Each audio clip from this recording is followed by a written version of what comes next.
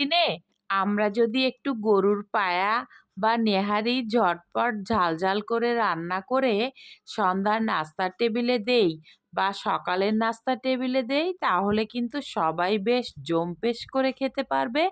আর তাই তো হঠাৎ করেই মনে হলো আজ গরুর পায়া খেতে হবে। আর তাই উইকেন্ডেতে আমি কিন্তু আজ গরুর পায়া রান্না করেছি এবং ঝটপট। তো চলুন দেখি আজ আমি ঝটপট কিভাবে গরুর পায়া বা নেহারি রান্না করলাম। আর হ্যাঁ, এটা কিন্তু আমি একটু ঝাল ঝাল করেছি। তো চলুন দেখি।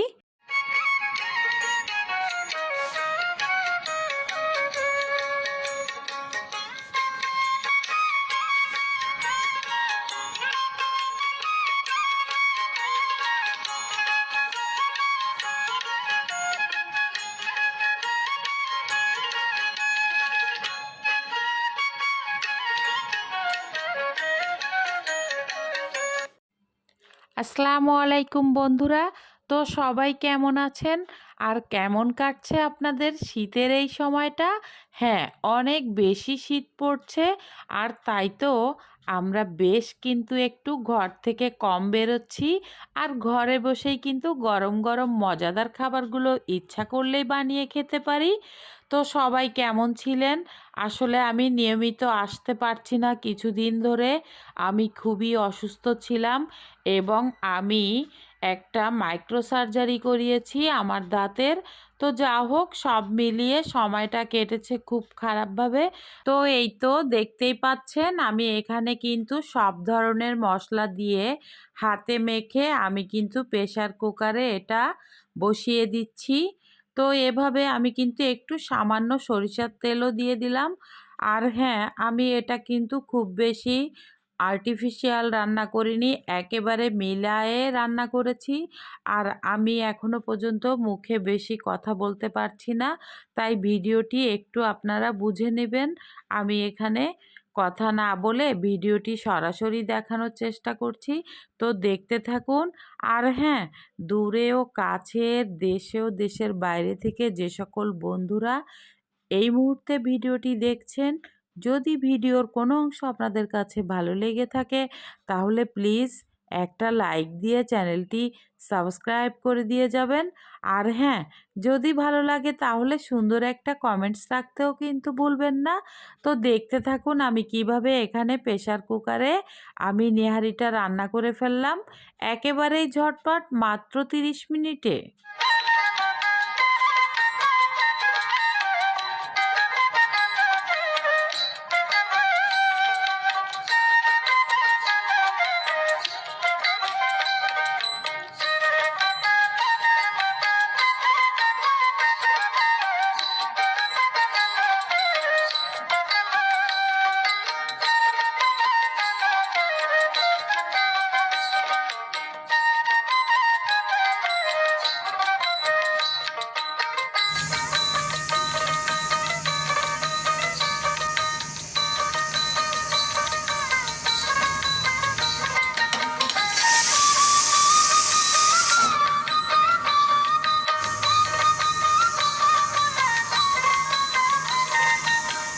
তো দেখুন এখন কিন্তু আমি এটাকে 4-5টা হুইসেল দিয়ে নিয়েছি।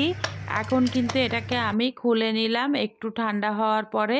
তো দেখুন আমার নেহারি রান্নাটা কিন্তু হয়ে গিয়েছে। তো এখন এটাকে আমি একটা কড়াইতে একটু ঢেলে নেব। আর আরেকটু সময় একটু রান্না করব। আর সাথে কিছু মশলা আমি দিয়ে দিব। আর হ্যাঁ, এখানে কিন্তু আমি 5-6 টুকরা বড় পেঁয়াজ কুচি নিয়ে নিয়েছি। এটাকে কিন্তু দেখতেই পাচ্ছেন কিছুটা ভেজে নিয়েছি। এখন আমি প্রেসার কুকারের নেহারিগুলো এটার উপরে একটু বাগার দিয়ে নিব। তো ঢেলে দিয়েছি, এই যে বাগার দিয়ে নিচ্ছি। তো দেখতে থাকুন। আশা রাখি এভাবে যদি আপনারা নেহারিটা একবার রান্না করেন তাহলে কিন্তু অনেক ভালো লাগবে।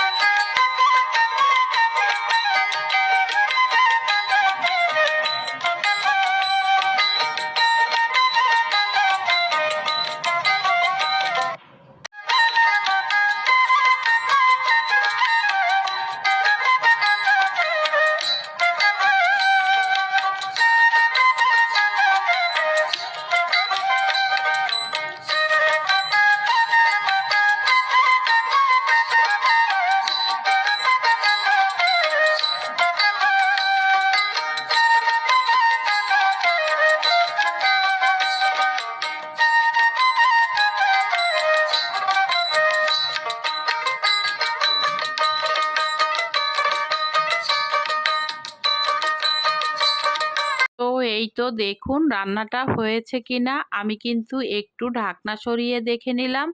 আর হ্যাঁ, এখন কিন্তু আমার রান্নাটা শেষ পর্যায়ে চলে এসেছে। তো এ পর্যায়ে আমি কিন্তু আবারও একটু আগলা করে দেখছি। তো দেখুন আমার রান্নাটা কিন্তু হয়ে গিয়েছে। তো এখন আমি চুলার জালটা একটু নিভিয়ে অল্প আঁচে কিছু সময় রেখে দিয়েছি। তো এই তো আমার রান্নাটা কিন্তু শেষ। তো এখন আমি এটাকে একটা ডিশ বলে ঢেলে নেব এবং সবাইকে খাওয়ার জন্য রেডি করে ফেলবো।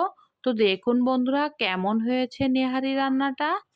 দেখতে কিন্তু বেশ ইয়ামি ইয়ামি লাগছে। আর হ্যাঁ, খেতেও কিন্তু বেশ হয়েছিল।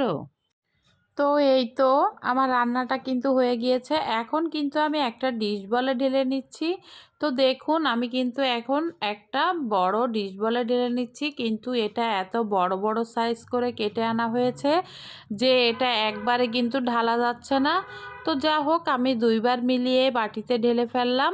বেশ বড় বড় ছিল পিসগুলো আর খেতেও কিন্তু বেশ লেগেছে। শ্বাসটা অনেক বেশি ছিল।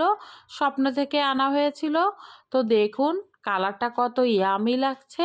আর হ্যাঁ, আমার বাসার সবাই কিন্তু ঝাল ঝাল নেহারি খেতে চেয়েছিল। আর তাই তো লাল কালার হয়েছে। একটু ঝালের পরিমাণটাও একটু দিয়েছিলাম বেশ মতো করে। তো দেখুন কতটা ইয়ামি লাগছে।